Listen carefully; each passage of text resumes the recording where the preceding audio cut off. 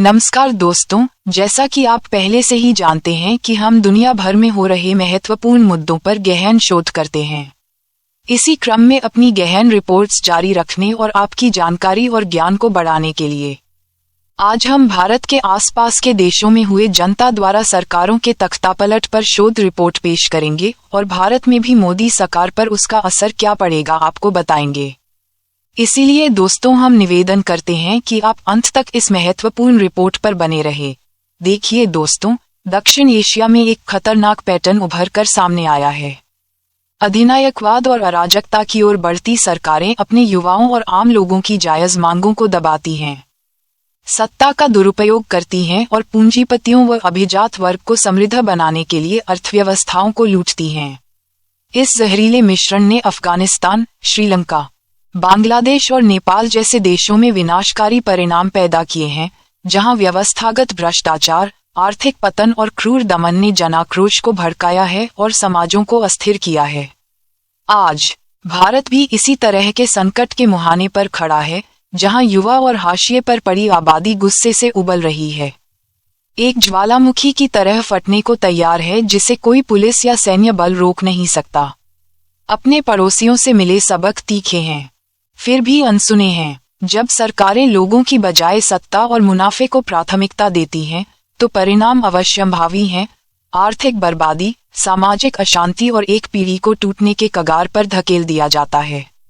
दोस्तों, अगस्त 2021 में तालिबान के सत्ता में आने के बाद से अफगानिस्तान सरकारी दमन और आर्थिक तबाही का एक ज्वलंत उदाहरण बन गया है।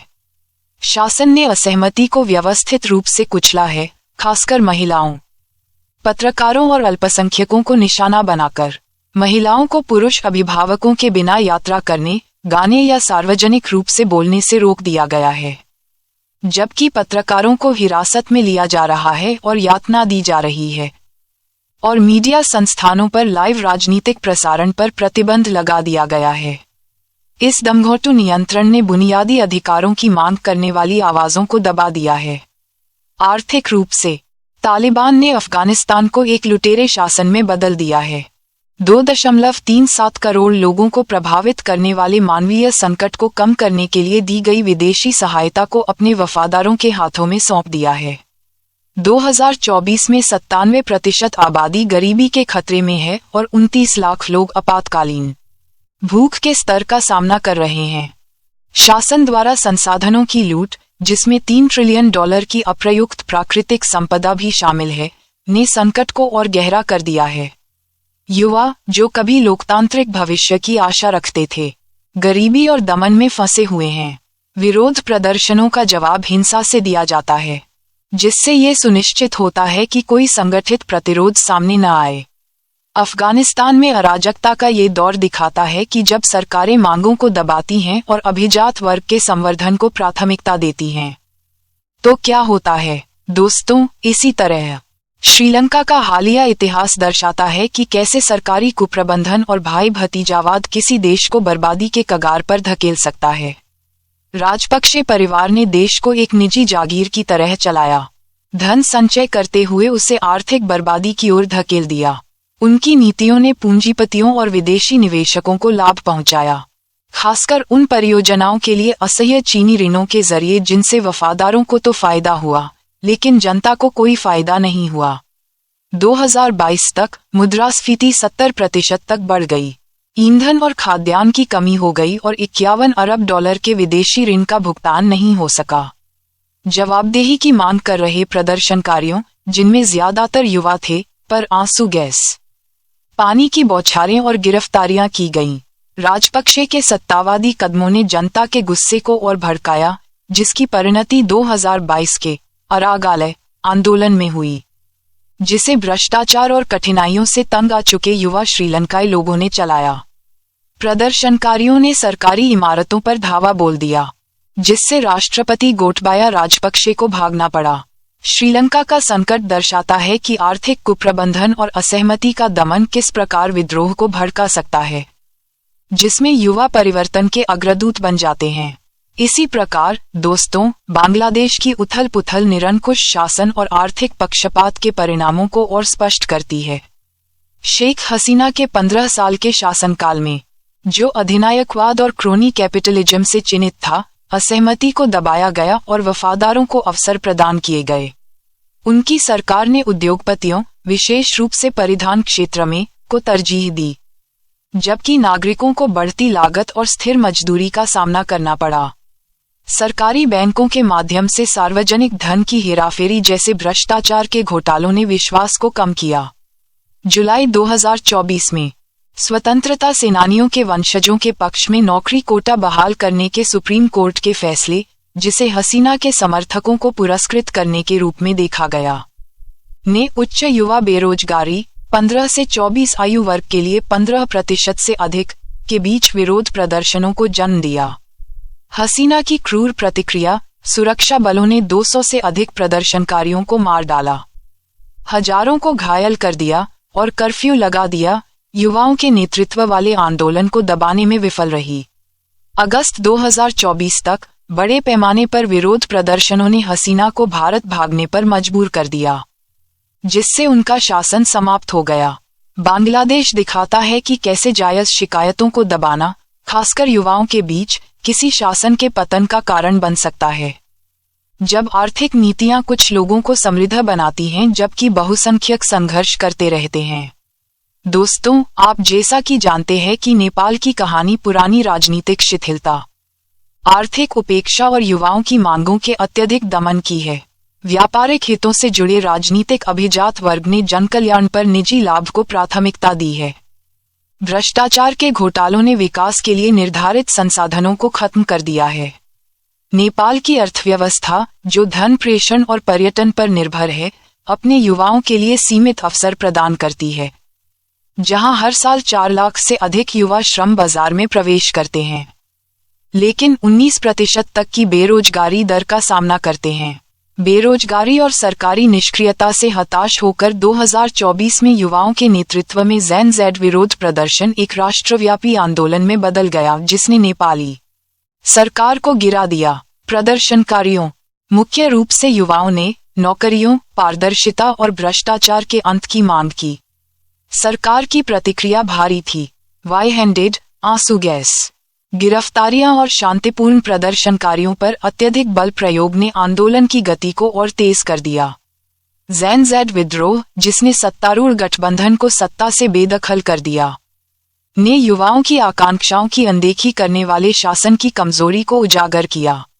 नेपाल की राजनीतिक अस्थिरता, जो लगातार नेतृत्व परिवर्तन और आर्थिक उपेक्षा से चिन्हित है, ने युवाओं को निराश कर दिया है और वे अपनी हताशा को बाहर निकालने के लिए विरोध प्रदर्शनों या प्रवासन की ओर रुख कर रहे हैं।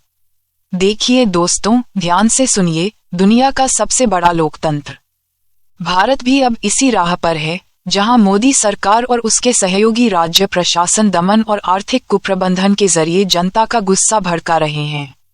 आज हमारे सोशल मीडिया डाटा एनालिसिस के अनुसार करोड़ों युवा, आम जनता के दिल में इतना क्रोध भरा पड़ा है मोदी सरकार पर कि यह कहना गलत नहीं होगा कि मोदी सरकार भी आज जनता के क्रोध के ज्वालामुखी पर बैठी है, जो कभी भी फट सकता है।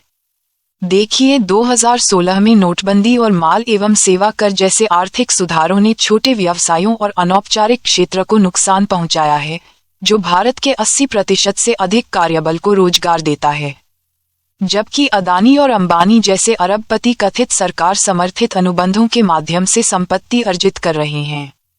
15 से 24 आयु वर्ग के युवाओं में 23% की दर से बेरोजगारी एक बढ़ता हुआ संकट है। 2022 की अग्निपथ योजना, एक अल्पकालिक सैन्य भर्ती कार्यक्रम, ने देशव्यापी विरोध प्रदर्शनों को जन्म दिया, जिसमें युवा उम्मीदवारों ने ट्रेनें जला दी और नौकरी की असुरक्षा को लेकर पुलिस से भिड़ गए। कॉर्पोरेट समर्थक कृषि कानूनों के खिलाफ 2020-2021 में किसानों के विरोध प्रदर्शनों को पानी की बौछारों और बैरिकेड्स का सामना करना पड़ा।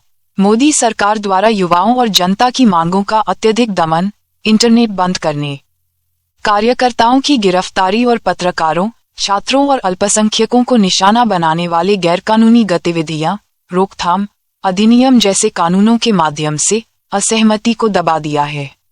सहयोगी राज्य सरकारों, विशेष रूप से उत्तर प्रदेश जैसे भाजपा शासित राज्यों ने इस दृष्टिकोण को दोहराया है। प्रदर्शनकारियों के घरों को ध्वस्त करने के लिए बुलडोजर का इस्तेमाल किया और प्रदर्शनों को कुचलने के लिए पुलिस तैनात की। सोशल मीडिया बढ़ती लागत, बेरोजगारी और भाई भतीजावाद को लेकर निराशा से भरा हुआ है। परीक्षा प्रश्नपत्र लीक, आरक्षण नीतियों और सांप्रदायिक तनावों पर विरोध प्रदर्शन एक गहरी बीमारी के लक्षण हैं। देखिए, अफगानिस्तान, श्रीलंका, बांग्लादेश और नेपाल की कहानियों में एक समानता है। सरकारें जो जायज मांगों को दबाती हैं, अभिजात वर्ग के पक्ष में सत्ता का दुरुपयोग करती हैं और निजी फायदे के लिए अर्थव्यवस्थाओं को लूटती हैं। अफगानिस्तान में तालिबान के लुटेरेपन ने उम्मीदों को कुचल दिया। श्रीलंका में राजपक्षे के भ्रष्टाचार ने एक क्रांति को जन्म दिया। बांग्लादेश में हसीना के अधिनायकवाद ने उनके पतन का कारण बना। नेपाल में जेनजेड विरोध प्रदर्शनों ने एक ऐसी सरकार को गिरा दिया जिसने रोजगार और जवाबदेही की युवाओं की मांगों को नजरअंदाज किया। हर मामला दिखाता है कि जब सरकारें अपने लोगों के साथ विश्वासघात करती हैं तो क्या होता है। अर्थव्यवस्थाएं ढह जाती हैं, समाज बिखर जाता है और जनता का गुस्सा बेकाबू हो जाता है। भारत भी इससे अछूता नहीं है। मोदी सरकार की अधिनायकवादी प्रवृत्तियां, मीडिया पर नियंत्रण, कार्यकर्ताओं की गिरफ्तारियां और कॉर्पोरेट पक्षपात उसके पड़ोसियों की शुरुआती गलतियों की ही प्रतिमूर्ति हैं। बेरोजगारी और मोहभंग का सामना कर रहे युवा बारूद के ढेर की तरह हैं। कोई भी पुलिस, अर्धसैनिक बल या प्रचार तंत्र गुस्से के ज्वालामुखी को, जब वह फटता है, रोक नहीं सकता। 2020 के किसान विरोध प्रदर्शन, जिसने नीतिगत बदलाव के लिए मजबूर किया, और 2024 के बांग्लादेश और नेपाल के विद्रोह साबित करते हैं कि जनशक्ति जड़ जमाए शासन को उखाड़ फेंक सकती है। दक्षिण एशिया का इतिहास भारत और जनता की बजाय सत्ता और लाभ को प्राथमिकता देने वाली किसी भी सरकार के लिए एक चेतावनी है। दमन आक्रोश पैदा करता है और आर्थिक कुप्रबंधन निराशा को बढ़ावा देता है। जब युवा, ऊर्जावान, शिक्षित और जुड़े हुए अपना विश्वास खो देते हैं तो वे बदलाव की ताकत बन जाते हैं। चाहे वह शांतिपूर्ण विरोध प्रदर्शनों के माध्यम से हो या हिंसक विद्रोहों के माध्यम से।